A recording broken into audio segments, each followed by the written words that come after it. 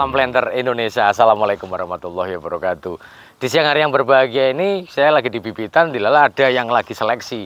Setelah kita kumpulkan maka ini akan menjadi sebuah pembelajaran berkaitan dengan seleksi. Di sini di depan saya ini sudah ada tanaman yang normal usia 9 bulan. Mungkin sekitar 8 bulan atau 9 bulan kurang seminggu, posisinya udah segini besarnya. Namun ada beberapa tanaman yang kita kategorikan afkir yang akan menjadi bagian dari seleksi kita. Harusnya tetap kita buang, karena bahwa ini yang normal, itu yang afkir seperti apa akan saya jelaskan. Di dalam kondisi yang normal, mungkin di dalam masyarakat kita banyak yang banyak mitos yang kemarin disampaikan. Ini misalnya harus ada bulu-bulunya, misalnya harus ada kayak rambut-rambutnya. Ini bukan bagian dari seleksi sebenarnya. Menandakan dengan adanya rambut-rambut ini adalah tanaman kita adalah tanaman dalam kondisi yang sehat. Sehat belum tentu tidak afkir, karena ada juga yang dia afkir tapi dia ada bulu-bulunya juga ada. Ini seperti apa? Ini adalah kondisi tanaman kita yang dalam kondisi sehat usia 8 bulan 3 minggu atau sekitar 9 bulan kurang 1 minggu. Kemudian ini adalah tanaman-tanaman yang afkirnya adalah afkir kerdil ya. Dimana bahwa kerdil ini bisa jadi dia gara-gara genetik atau lingkungan. Kalau lingkungan tidak akan separah ini, tapi ini adalah cenderung genetik. Mungkin ada beberapa mitos yang selalu disampaikan, maka pilihlah yang ada rambutnya. Ini kerdil, ini ada rambutnya nih. Ini ada rambutnya nih. Ini kerdil, padahal ini adalah bibit afkir yang akan kita buang.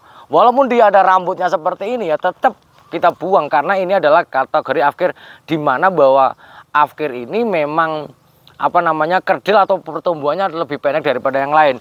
Selain kerdil ini Mas bisa di zoom di sini Mas. Ini kalau memang ini adalah salah satu sudah kerdil, di mana dia sudah kerdil tapi dia juga mengalami keriput-keriput seperti ini, ya ini termasuk afkir. Kalau memang dia hanya satu daun mungkin bisa sembuh, tapi kalau sudah satu ini berkerut ini kerut. Biasanya berkerut ini adalah relatif keras ya, relatif keras, dimana bahwa ketika dia gini kan, wah ini krepek ya, ini bagian dari tanaman atau bibit kelapa sawit dalam kondisi yang tidak baik-baik saja, sehingga ini adalah masuk dalam kategori afkir. Kemudian ini juga ada afkir yang memang kadang-kadang ada yang dia memang tidak responsif terhadap pupuk, dan biasanya kalau kerdil seperti ini bisa didekatkan, ini suaranya seperti apa nih? Nah, suaranya kayak kereta abal-abal ini. Jadi memang ini adalah kondisi afkir ya. Ini adalah afkir kerdil.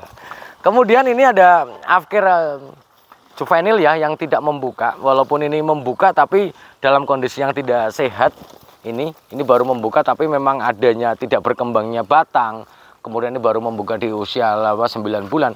Ini juga bagian dari afkir. Kalau ini mesti akan jelas sekali ya. Ini juvenil yang tidak membuka, ataupun ini adalah bawaan genetik, di mana bahwa daunnya adalah tidak membuka. Walaupun dia sudah umur mau 9 bulan, kalau tidak membuka ya udah berarti bagian dari afkir.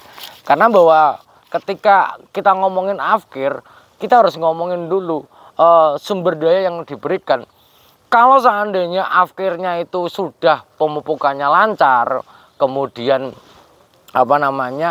penyiramannya terpenuhi, maka tidak ada cerita namanya afkir kita tinggal melakukan afkir genetik saja.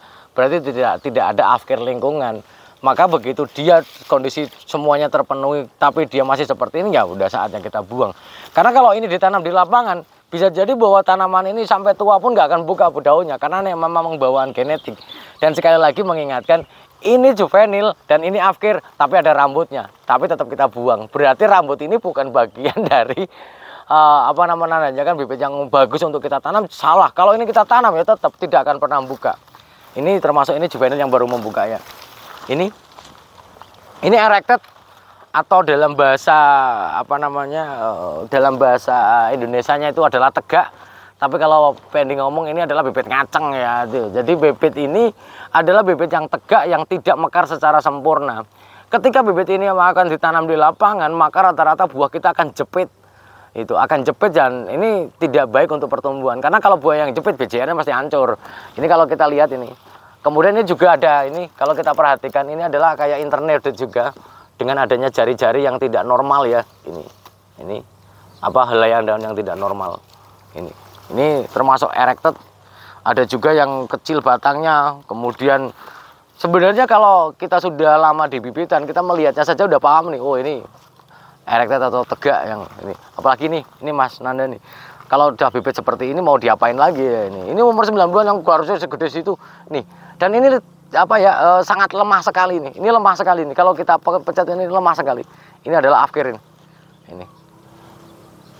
Wow, kok Pak Pendi kok lemah? Padahal kan bibitnya ngaceng ini. Ini berarti ngacengnya lemah ini. Nah, ini. Kemudian ini ya, ini termasuk bagian dari juvenil juga, di mana memang membuka daunnya tidak sesuai umur. Ini kalau Anda perhatikan ini, Mas Nanda ke sini. Ini daunnya kalau kita lihat ini, juvenilnya parah banget nih. Nih. Nah, ini.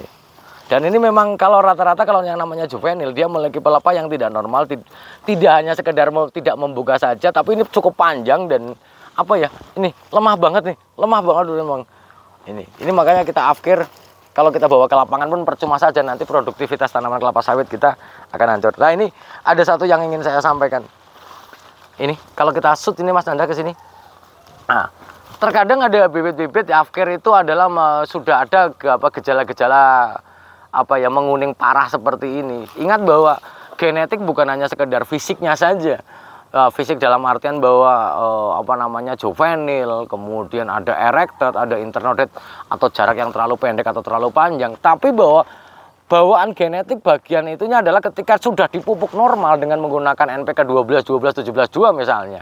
Namun kenyataannya yang lain normal-normal saja, ini kuning seperti ini. Berarti dia menandakan bahwa memiliki respon yang rendah terhadap pemupukan kita. Ini bagian dari afkir juga. Sehingga memang misalnya kayak kita memang sebagai manusia ya sudah dikasih gaji 3 juta juga masih kekurangan, berarti kita kemungkinan daya serap untuk menabungnya rendah. Begitu juga dengan tanaman ini. Ini bagian afkir karena memang dia tidak respon terhadap pemupukan yang kita berikan. Ini afkir juga nih. Kalau lihat potongannya juga tidak begitu menarik ya. Nah, ini makanya kita afkir. Ini apalagi ini masih dalam kategori juvenil. Kemudian ini ingat bahwa bagi teman-teman yang mau menanam bibit ke lapangan, kalau seandainya memang ada serangan kulvolaria ataupun karat daun, jangan terlalu dipaksakan. Jangan terlalu dipaksakan. Wah, kita jangan gambling. Namanya karat daun ini kalau ditanam di lapangan belum tentu langsung hilang, itu juga bukan. Ini kalau bisa lebih parah. Sehingga pastikan bahwa bibit-bibit kita sudah sembuh dulu dari penyakit yang ada. Ini harus sembuh dulu. Kemudian ini selain kena karat daun, tapi juga ini adalah bagian dari giant ya, besar sendiri, tapi ini yang kemarin tadi saya ambil ini usianya memang masih muda tapi besar seperti ini. Dan ingat ini salah satunya, ini terlalu jauh nih, ini sudah helainya kecil-kecil. Kalau kita lihat helainya ini kecil-kecil banget nih, dan ini terlalu jauh ini. Nah, ini harus kita ini. Kalau ini juga sama, ini giant juga ini, artinya bahwa dia gede tapi gede sendiri nih. Biasanya kalau kita tanam ke lapangan, yang kemudian bagian dari giant ini sendiri adalah jika memang pelepahnya ini begini, gede-gede nih, panjang, besar-besar. Dan ini kita afkir ini giant. Biasanya kalau di lapangan ini biasanya akan muncul buah landak jika memang dia pertumbuhannya terlalu besar dibandingkan yang lainnya. Lah, yang ini nih. Kalau yang ini sih gini. Ini kayak internodate panjang juga, dan ini ngacengnya ngaceng parah ini, Mas ini. Kalau kita lihat ini, kalau yang udah kayak gini, sementara normalnya seperti itu ya udah langsung buang aja ini. Dan ingat bahwa kalau seleksi, saya pernah ngobrol dengan salah seorang teman ya yang punya bibitan. Saya nanya, berapa Pak Pendi, kenapa bibit saya ditanam di lapangan kok masih kualitasnya kurang bagus di lapangan? Saya nanya, berapa seleksinya? Dari penanaman kecambah sampai seleksi akhir seperti ini, kita memiliki range 25%. Artinya jika memang kita menanam 200, maka kita setidak-tidaknya 150 sudah harus memiliki kualitas terbaik. Tapi ingat, jangan kita berpikir bahwa sayang kita nanam 200 kecambah, kita harus targetnya harus 190 bibit harus kita tanam. Ya jangan seperti itu. Karena bahwa sekali lagi penyimpangan genetik tetap ada, tetap berjalan. Walaupun bibit menggunakan bibit bersertifikat dari balai manapun, itu tetap ada. Yang namanya genetik itu tetap ada. Sehingga memang jangan sayang. Kalau sayang, ini bagi para penangkar, ini pesan dari pesan Pendi kepada penangkar. Kalau pengen menghasilkan bibit terbaik, jangan kita hemat-hemat, artinya bahwa bagian dari harga bibit kita ada di dalamnya adalah seleksi. Jadi kalau jangan terlalu meminimalisir seleksi. Kalau memang seperti ini, mungkin masih banyak orang menjualnya ya, masih banyak menjualnya. Tenang aja Mas Nanda, saya bawa minum kok ini. Ini disponsori sekali lagi ya. Bagi sahabat The Brondol, kalau minum harus klub ini. Ini mengandung air mineral yang kualitasnya bagus banget ini. Ingat, klub produksi Indofood ini ya. Jadi Mas Nanda ya. Jadi saya sarankan bagi para planter supaya tidak dehidrasi, minum klub. Wah, ini. Ini jangan tertawa semuanya ya. Ini. Jadi ini ada, jadi jangan sayang-sayang, dan ingat bagi para petani yang mau menanam kelapa sawit, jangan sampai dalam kondisi yang kena penyakit tetap kita paksakan. Lebih bagus selesaikan masalah karena daun ini dulu di lapangan, di bibitan, baru ditanam di lapangan. Ini adalah pesan The Brondol supaya bagaimana 25 tahun minimal tanaman kita akan menghasilkan yang bagus. Kita nggak boleh sayang-sayang ini, karena kadang-kadang ada yang mukanya cantik gini seperti ini, mungkin kalau bagi yang orang nggak tahu ini mesti akan wow, ini bagus bibitnya, kita tanam, ya udah hasilnya buah landak di lapangan. Ini menjadi catatan kita semuanya. Mungkin saja dulu yang dapat saya sampaikan pada kesempatan di siang hari ini. Semoga kita diberikan kesehatan dan kebahagiaan tanpa syarat, dan semoga kita didekap dengan ilmu pengetahuan yang bermanfaat. Terima kasih, salam hangat buat keluarga Anda di rumah. Salam planter Indonesia. Assalamualaikum warahmatullahi wabarakatuh.